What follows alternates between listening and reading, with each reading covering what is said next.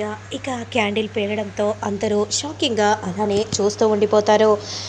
ఇక అహల్య, గౌతమ్ మాత్రం అలానే ఒక్కసారిగా బిత్తరపోయి చూస్తూ ఉంటే, అమ్మా అయిపోయిందమ్మా, అయిపోయింది, అంతా అయిపోయింది, ఇక నేనే చేశానన్న విషయం తెలిసిపోతుంది, నువ్వు ఉండవే, నువ్వు కంగారు పడకే అనే విధంగా అంటూ, నేను ఇక్కడి నుండి వెళ్తాను.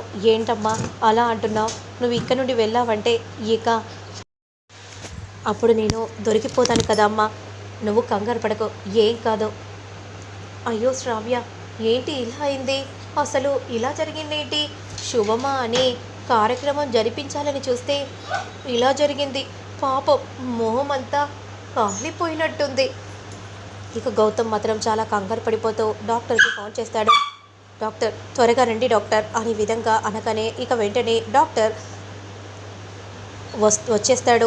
అందరూ చాలా కంగారు పడిపోతూ ఉంటారు. అమ్మ శ్రావ్య, ఏం కదమ్మా, నువ్వు కంగారు పడకమ్మా అని సుభద్ర నచ్చ చెప్తూ ఉంటుంది. నీకేం కదమ్మా, మేమున్నామమ్మా అనే విధంగా అంటూ మాట్లాడుతూ ఉంటుంది. మంట మంట మంటగా ఉంది, తట్టుకోలేకపోతున్నానమ్మా, నేను తట్టుకోలేకపోతున్నాను అని శ్రావ్య ఈ విధంగా అంటూ ఉంటే ఆ మాటలన్నీ విన్న భానుమతి చాలా బాధపడిపోతూ ఉంటుంది. ఇక అలానే చూస్తూ ఉండిపోతుంది. అప్పుడు అహల్య మాత్రం, మీరు కాస్త జరగండి, ఈ ఆయింట్మెంట్ రాస్తాను. అప్పుడు వెంటనే భానుమతి, అక్కర్లేదు, ఆయింట్మెంట్ రాయాల్సిన అవసరం లేదు, నువ్వు పక్కకి తప్పుకో అని కోపంగా అనగానే ఇక వెంటనే డాక్టర్ వస్తాడు. అంతలో యామిని మాత్రం యాక్టింగ్ చేస్తూ ఉంటుంది. పాపం మా శ్రావ్యకి ఇలా జరగడం ఏంటి? శుభమా అని ఎంతో సంతోషంగా కార్యక్రమాన్ని మొదలు పెడితే ఇప్పుడేమో ఇలా జరిగింది. భగవంతుడు ఇలా రాశాడేంటి తన రాతని అనే విధంగా యామిని అంటూ ఉంటే భానుమతి చూస్తూ ఉంటుంది.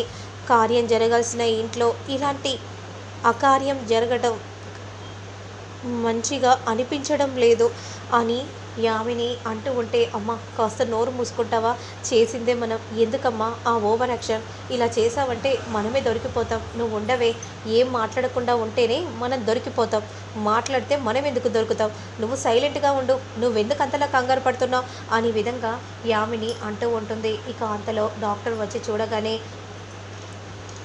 ఇక మొహానికి కట్లు వేస్తాడు. కంగారు పడకండి, ఒక 10 డేస్ తను క్యూర్ అవ్వడానికి కాస్త సమయం పడుతుంది. అంటే ఇక నా మొహం ఎప్పటికీ పేలిపోయినట్టుగా ఇలాగే ఉంటుందా? లేదమ్మా, మీరు కంగారు పడకండి, ఇంకో 20 రోజుల్లోగా మీ మొహం కూడా సెట్ అవుతుంది. కానీ అప్పటి వరకు నేను రాసిచ్చే మందులు తప్పకుండా టైం టు టైం వాడండి అనే విధంగా అంటూ ఇక వెంటనే అక్కడి నుండి డాక్టర్ వెళ్ళిపోగానే అందరూ చాలా బాధపడిపోతూ ఉంటారు. ఇక వెంటనే అందరూ తనకి కాస్త రెస్ట్ ఇవ్వండి అని అహల్య చెప్పగానే అందరూ రూమ్ నుండి బయటకు వెళ్ళిపోతూ ఉంటారు. ఇక మరోవైపు మాత్రం అతిథి చాలా కంగారు పడిపోతూ ఉంటుంది. ఏంటమ్మా కనబడకుండా ఎక్కడికి వెళ్ళావు? ఎక్కడికి వెళ్తానే ఇంటికి వచ్చాను, అందరూ చాలా దుఃఖంలో ఉన్నారు కదా, ఏమని చెప్పను, ఏమని చెప్పి రావాలి? వెళ్ళొస్తాను వదినా అని చెప్పనా, ఏమని చెప్పాలి? అందుకే వచ్చేసాను. ఏంటమ్మా ఇలా నన్ను ఒంటరిగా వదిలేసి వెళ్తే ఎలా చెప్పు? నేను దొరికిపోతాను కదా, నువ్వెందుకు దొరుకుతావే పిచ్చిదానా, నువ్వు అసలు ఎందుకు దొరుకుతావు నాకు అర్థం కావట్లేదు. ఏంటమ్మా అలా మాట్లాడుతున్నావేంటి? అంత టెన్షన్ పడాల్సిన అవసరం ఏముందని నేను అంటున్నాను. ఎందుకమ్మా అయినా నువ్వు ఎందుకు కంగారు పడుతున్నావు చెప్పు, నాకు ఒక్కటి చెప్పు. మ్యారేజ్ డే సెలబ్రేషన్ చేయాలని చూసింది ఎవరే? ఇంకెవరు? ఆ అహల్య అనే కదా. మరి కేక్ తీసుకుని వచ్చింది, కేక్ ప్రిపేర్ చేసింది దగ్గరుండి ఎవరు చేశారు? నువ్వు చేసావా, లేదంటే ఎవరు చేశారు? ఆ అహల్యే చేసింది. అవునా? మరి ఇంట్లో అరేంజ్మెంట్స్ కూడా ఎవరు చేశారు? అంటే అమ్మా చెప్పే, చెప్పు, క్యాండిల్స్ ఎవరు పెట్టారు చెప్పు. అర్థమైందమ్మా, నాకంతా అర్థమైంది, నువ్వు చెప్పడంతో నాకు ఒక బొమ్మే కనబడింది, అయితే తనే చేసిందని నేను కాస్త అగ్గి రేపితే సరిపోతుంది, అంతే కదా అమ్మా, ఇప్పటికైనా అర్థమైందా?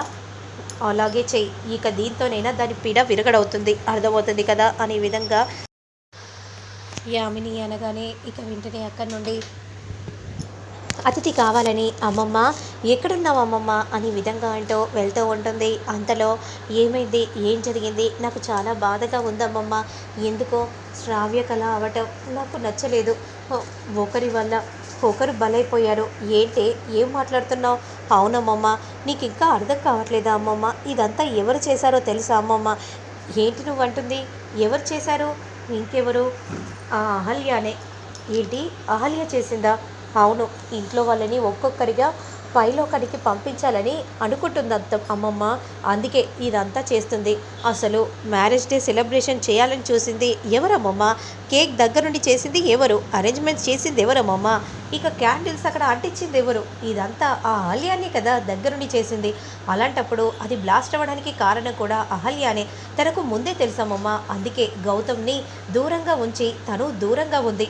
పాపం శ్రావ్య బలైపోయింది తన నటనలో అని విధంగా చెప్పగానే ఇక కోపంగా భానుమతి మండిపోయి ఇక నడుచుకుంటూ వస్తూ ఉంటుంది. నువ్వు ఇక్కడ ఉండడానికి వీల్లేదే, నడువే నడు, నా ఇంట్లో ఇక నీకు ఈ స్థానమే ఉండదు అని విధంగా అంటూ మెడపట్టుకొని అలా గెంటేయబోతూ ఉండగా అందరూ అలానే చూస్తూ ఉంటారు. అత్తయ్య మీరేం చేస్తున్నారు అత్తయ్య అని విధంగా సుభద్ర అంటూ ఉంటే, సుభద్ర నిన్ను ఏ రోజు ఎప్పుడు ఒక్క మాట కూడా అనలేదు, కానీ ఇప్పుడు ఈ అహల్య వల్ల అనే మాటలు చూసుకోకు అని విధంగా అనగానే ఇక వెంటనే సైలెంట్గా చూస్తూ ఉండిపోతుంది. అసలు ఏంటమ్మా, ఏంటి నానమ్మ, ఏమైందని నువ్వు ఇంతలా ఎందుకో తనని ఇంటి నుండి గెంటేయాల్సిన అవసరం ఏముంది? తను ఏం చేసింది?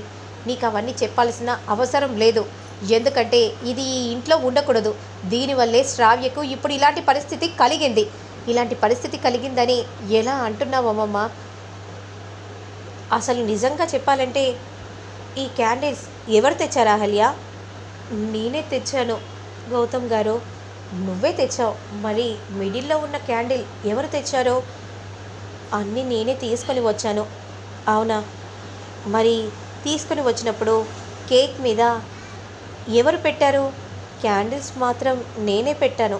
కానీ మిడిల్‌లో నేను పెట్టలేదు. ఎవరు పెట్టుంటారో? అప్పుడు వెంటనే అతిథి చాలా కంగారు పడిపోతూ ఉంటుంది. ఎవరు పెట్టారో మన ఇంట్లో సీసీ కెమెరా ఉంది కదా, చూస్తే అర్థమవుతుంది అని విధంగా అనగానే ఇక వెంటనే సీసీటీవీ ఫుటేజ్ను అందరి ముందు తీసుకొని వచ్చి గౌతమ్ చూపిస్తూ ఉంటే ఇక నేను దొరికిపోయాను, అయిపోయింది, అయిపోయింది, అంతా అయిపోయింది, ఇక గౌతమ్ నన్ను చీకొట్టేస్తాడు అని విధంగా అనుకుంటూ చాలా బాధపడిపోతూ ఉంటుంది. ఇక అప్పుడే సీసీటీవీ ఫుటేజ్లో అతిథి పెట్టడం అదంతా చూసి ఒక్కసారిగా అందరూ షాకింగ్గా అలానే చూస్తూ ఉండిపోతారు. మరి ఆ తర్వాత ఏం జరుగుతుంది ఏంటి అనేది నేను మళ్ళీ నెక్స్ట్ వీడియోలో అప్లోడ్ చేస్తాను. లేట్ చేయకుండా చూసేయండి.